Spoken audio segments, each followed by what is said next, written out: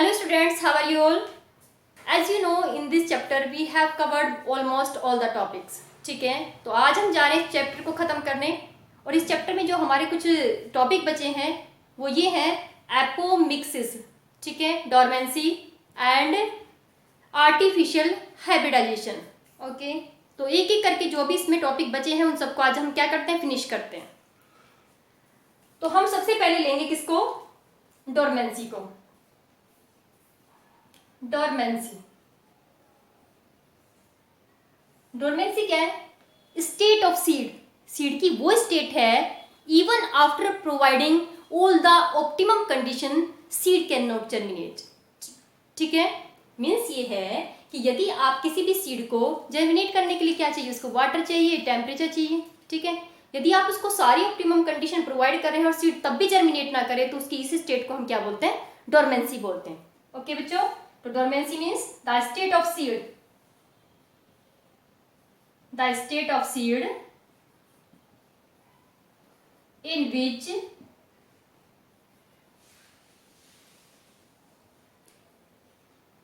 seed cannot germinate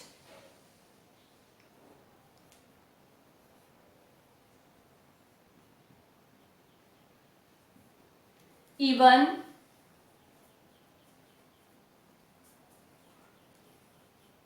after providing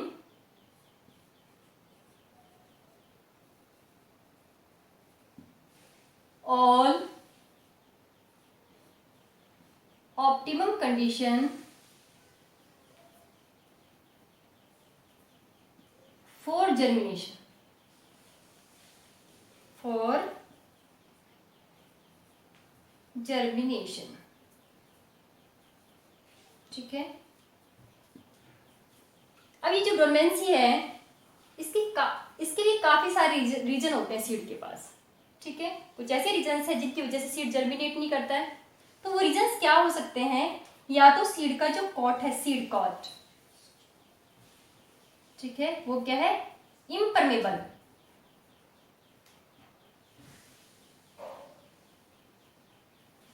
इसमें से water enter नहीं होगा, वाटर नहीं जाएगा तो फिर क्या होगा, सीड के अंदर जितना भी फूड है वो उसको वाटर को यूज करके क्या नहीं होगा, ऑक्सीडाइज नहीं होगा. ठीक है, तो सीड को एनर्जी नहीं मिलेगी. या फिर क्या है, एम्ब्रियो क्या है सीड के अंदर, इमेच्योर है. क्या है, एम्ब्रियो इमेच्योर. और भी काफी सारे फैक्टर हो सकते हैं इसके अंदर. कुछ केमिकल्स इसके अंदर डिपॉजिट हो सकते हैं. कुछ सीड ऐसे हैं जिनमें डोरमेंट टाइम क्या है, काफी हायर होता है. फॉर एग्जांपल ल्यूपिनस के सीड में क्या है, 10,000 years. ठीक है, और जो हमारा फोनिक्स है इसके अंदर डोरमेंट टाइम कितना है, 2,000 years. ओके बच्चों, मीन्स लुपिनस की जो सीड है वो 10,000 years के बाद भी क्या कर सकते हैं, मतलब जब जर्मिनेट करेंगे तो किस टाइम के बाद करेंगे, 10,000 years के बाद जर्मिनेट करते हैं. और फोनिक्स के सीड कब कर सकते हैं, कितने टाइम के बाद भी जर्मिनेट कर सकते हैं, 2,000 years आफ्टर. ठीक है, समझ आ गया. डोरमेंसी क्या है, सीड की वो स्टेट है जिसमें वो सारी कंडीशन प्रोवाइड करने के बाद भी जर्मिनेट ना करे. ओके बच्चों, अब इसके बाद एक टर्म है perisperm.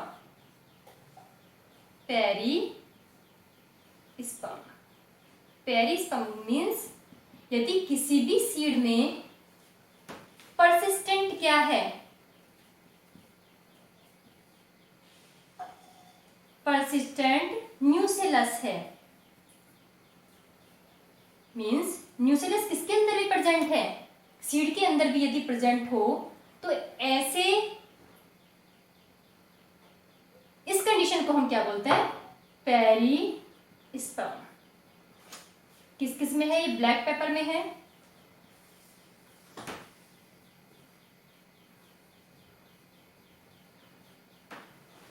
And beet seed.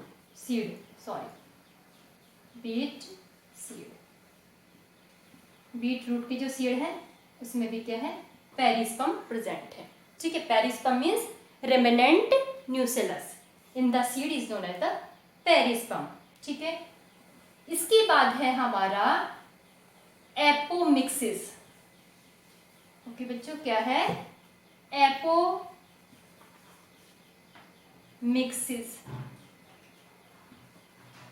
Apomixis means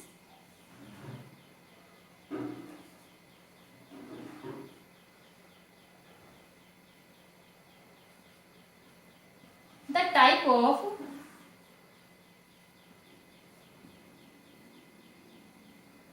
asexual reproduction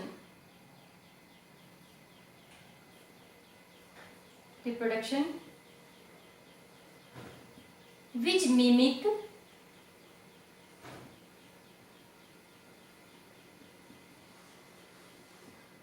to sexual reproduction। या आप ये बोल सकते हैं, यदि किसी भी प्लांट में सीड बिना फर्टिलाइजेशन के बन जाए। ठीक है, आपने ये पढ़ा था formation of fruit without fertilization is parthenocarpy. ठीक है, और बिना फर्टिलाइजेशन के सीड का बनना क्या है? एपोमिक्सिस। समझ आ गई बात? The formation of seed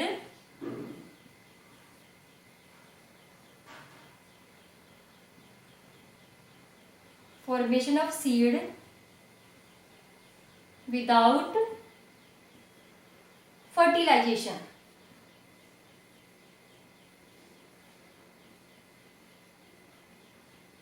is known as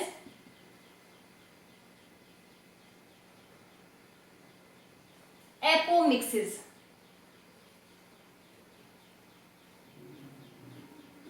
ठीक है, और ऐसे सीड्स को हम क्या बोलेंगे? Apomictic seed.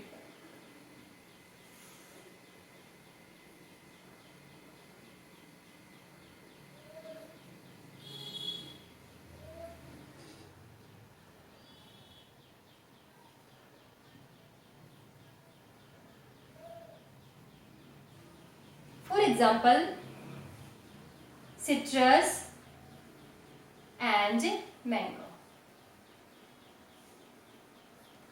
अब ये होगा कैसे? फॉर एग्जाम्पल, यदि एम्ब्रियो सेक के फॉर्मेशन के टाइम पे, at the time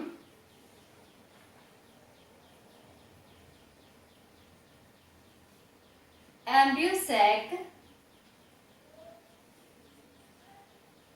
development, if reductional division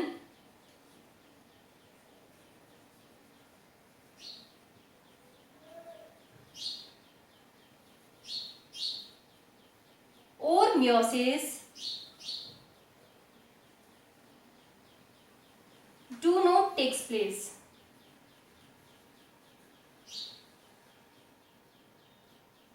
यदि एम्ब्रियो सेक के डेवलपमेंट के टाइम पे मियोसिस नहीं होगा तो इस कंडीशन में जो एग बनेगा वो कैसा बनेगा? डिप्लॉइड। ठीक है, ये कैसा है?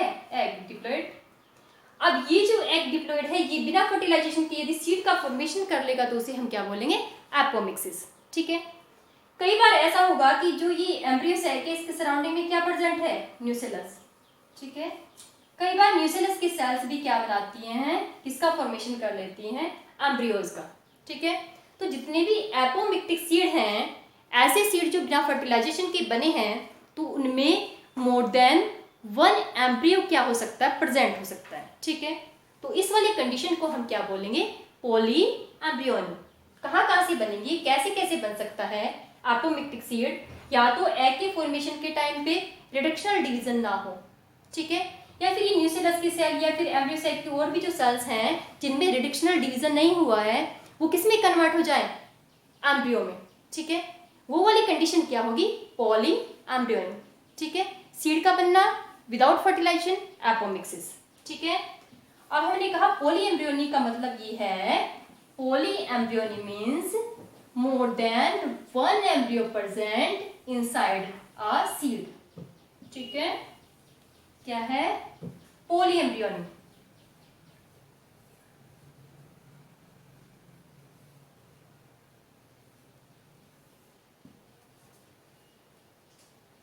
Presence of more than one embryo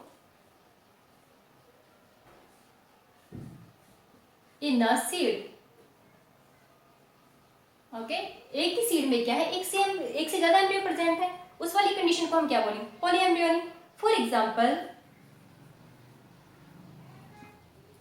in citrus,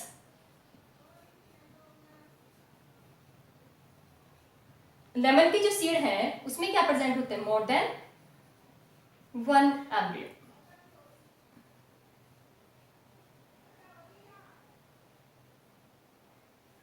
अब ये एम्ब्रियो कहां से बन सकते हैं, मैंने कहा या तो ये कैसे बनेंगे कि जो एम्ब्रियोसाइट की सेल्स हैं, कौन सी सेल है ये, एंटीपोडल सेल. ओके, यहाँ पे पोलर न्यूक्लियाई है और ये क्या है, एग सेल और सिनर्जिड. ठीक है, मींस एग के साथ साथ यदि सिनर्जिड, एंटीपोडल या फिर न्यूक्लियस की सेल्स भी पार्टिसिपेट करें एम्ब्रियो के फॉर्मेशन में, तो वो वाली कंडीशन क्या हो जाएगी, पॉलीएम्ब्रियोनिक. ओके, तो ये जो एपोमिक्टिक सीड है इनके कुछ एडवांटेज हैं फार्मर्स के लिए. ओके, हाइब्रिड सीड की कंडीशन में क्या होता है कि हाइब्रिड सीड क्या है, प्रोडक्टिविटी में हाई है, फार्मर्स के लिए बेनिफिशियल है.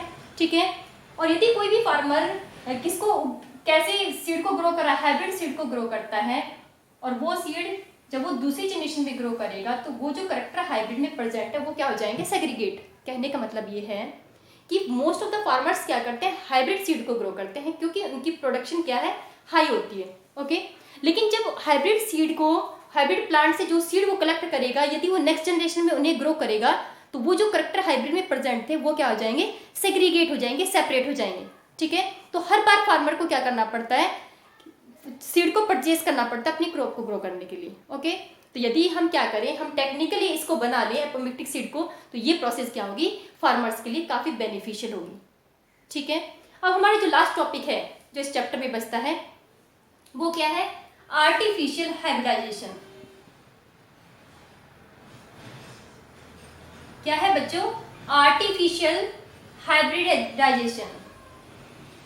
हाइब्रिडाइजेशन, ठीक है, आर्टिफिशियल क्या करते हैं, इस टेक्निक के थ्रू हम प्लांट ब्रीडिंग कराएंगे. किसमें यूज करते हैं इसको, plant breeding, plant breeding program में यूज करते हैं. प्लांट ब्रीडिंग प्रोग्राम में यूज करते हैं. ओके, क्या करते हैं इसमें, हाइब्रिडाइजेशन में जो भी प्लांट ऐसे हैं जिनके अंदर आपके डिजायरेबल करेक्टर प्रेजेंट हैं, उन दोनों का क्या कराते हैं, फ्यूजन कराते हैं. ठीक है, तो हम कुछ स्टेप्स इसमें यूज करेंगे. सबसे पहला स्टेप जो होगा, selection of plant. Selection of plant. अब हम क्या करेंगे, सपोज करो हमारे पास है शुगर केन. ठीक है, हमने शुगर केन का हाइब्रिड बनाना है. अब हमारे पास दो प्लांट है, एक प्लांट तो हमारा ऐसा है जिसका स्टेम क्या है, वाइड, थिक स्टेम है जिसका. ठीक है, थिक स्टेम है. एक प्लांट शुगर केन का हमारे पास ऐसा है, और एक प्लांट ऐसा है जिसकी क्या है, हाइट ज्यादा है, लॉन्ग है. ठीक है, टॉल प्लांट है. अब हमें क्या करना है कि आर्टिफिशियल हाइब्रिडाइजेशन के थ्रू ये दोनों करेक्टर हमें एक ही प्लांट में लाने हैं. तो हम क्या करेंगे फिर, उस वाली कंडीशन में आर्टिफिशियल हाइब्रिडाइजेशन करेंगे. ठीक है, अब इन दोनों को कंबाइन होने के बाद जो हमारा करेक्टर, सपोज करो हमारा हाइब्रिड बन जाए, तो हमारे एक ही प्लांट में दोनों करेक्टर आ जाएंगे. स्टेम टोल होगा और साथ साथ में क्या होगा, थिक भी होगा, तो हमारा प्रोडक्शन क्या होगा, इंक्रीज होगा. ओके बच्चों, तो हम क्या करते हैं, आर्टिफिशियल हाइब्रिडाइजेशन का मतलब क्या है कि प्लांट ब्रीडिंग प्रोग्राम में हम इस वाली टेक्निक को यूज करते हैं. क्या करेंगे इसमें, सबसे पहले हम प्लांट्स को सिलेक्ट करते हैं. वो प्लांट सिलेक्ट करते हैं जो आपको क्या चाहिए, जिनके करेक्टर आपको एक ही प्लांट में चाहिए होते हैं. ठीक है, तो सबसे पहला स्टेप क्या है, selection of plant. For example मैंने बता दिया कि मैंने दो प्लांट सिलेक्ट कर लिए हैं, एक का थिक स्टेम है शुगर केन के लिए और एक क्या है, टॉल. ओके, सेकेंड में क्या करते हैं, सेकेंड स्टेप हमारा क्या है, इमैस्कुलेशन. इमैस्कुलेशन, इमैस्कुलेशन में क्या करें, एक तो सबसे पहली बात है कि emasculation means removal of male reproductive part. और मेल रिप्रोडक्टिव पार्ट क्या है, हमारा स्टेमन.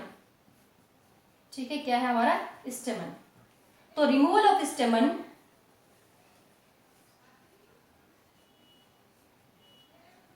स्टेमन from bisexual flower, bisexual flower, ठीक है। बाइसेक्चुअल फ्लावर में से स्टेमन्स के रिमूव करने के प्रोसेस को हम क्या बोलते हैं? मैस्कुलेशन। मैस्कुलेशन कर दिया, हमने 2 प्लांट सेलेक्ट कर लिए। पहले प्लांट को सिलेक्ट करने के बाद जो हमारा प्लांट ऐसा है जो बाइसेक्चुअल है, जिसमें मेल और फीमेल दोनों रिप्रोडक्टिव पार्ट हैं, उसमें से हम मेल को क्या करते हैं? रिमूव कर देते हैं, ठीक है। रिमूव कर दिया, उसे हमने इमेस्कुलेशन बोल दिया।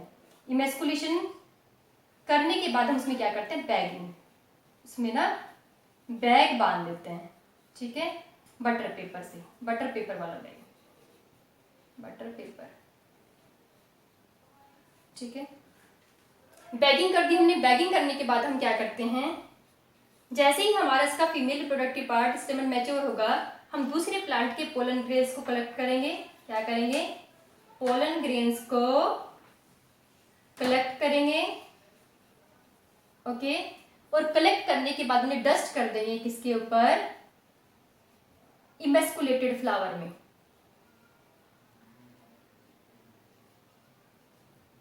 ठीक है। इमेस्कुलेटेड फ्लावर पे क्या कर देंगे? डस्ट कर देंगे। डस्ट करने के बाद फिर से रिबैग कर देंगे, ठीक है। और रिबैगिंग करने के बाद जब उसमें सीड का फॉर्मेशन हो जाएगा तो सीड को क्या कर लेंगे? कलेक्ट कर लेंगे, ठीक है। सीड को क्या करेंगे? कलेक्ट। ओके बच्चों, तो मैंने क्या बताया है? आर्टिफिशियल हाइब्रिडाइजेशन का मतलब क्या है कि आप कहाँ पे करा रहे हैं इसको? क्रॉप को इम्प्रूवमेंट करने के लिए इस टेक्निक को यूज करते हैं। क्या करते हैं कि किन्हीं 2 प्लांट के बीच में हम फ्यूजन करा के उन दोनों के कैरेक्टर कंबाइन करके एक ही प्लांट में लाते हैं। इसमें क्या करेंगे? 2 प्लांट को सिलेक्ट करेंगे। सिलेक्ट करने के बाद क्या करेंगे? जो बाइसेक्चुअल हमारा फ्लावर है उस पे से हम क्या करेंगे? मेल रिप्रोडक्टिव पार्ट मतलब स्टेमन्स को रिमूव कर देंगे। फोर्सेप्स से कर सकते हैं, ठीक है, या सक्शन प्रेशर से कर सकते हैं। ओके बच्चों, इसके बाद करने के बाद हम क्या करेंगे? मैस्कुलेशन करने के बाद उसको बैगिंग कर देंगे। बैगिंग करने के बाद पोलिनेशन कराएंगे। पोलिनेशन करने के बाद हम उसको रिबैग करते हैं। रिबैग करने के बाद जो सीड का फॉर्मेशन होता है उनको जर्मिनेट करके देखते हैं कि उसमें कैरेक्टर दोनों आ गए हैं कि नहीं आ गए। नहीं आएंगे तो फिर दोबारा से करते हैं, ठीक है। और ये प्रोसेस करने के बाद हमारा क्या बन जाएगा? हाइब्रिड प्लांट बन जाएगा, ओके।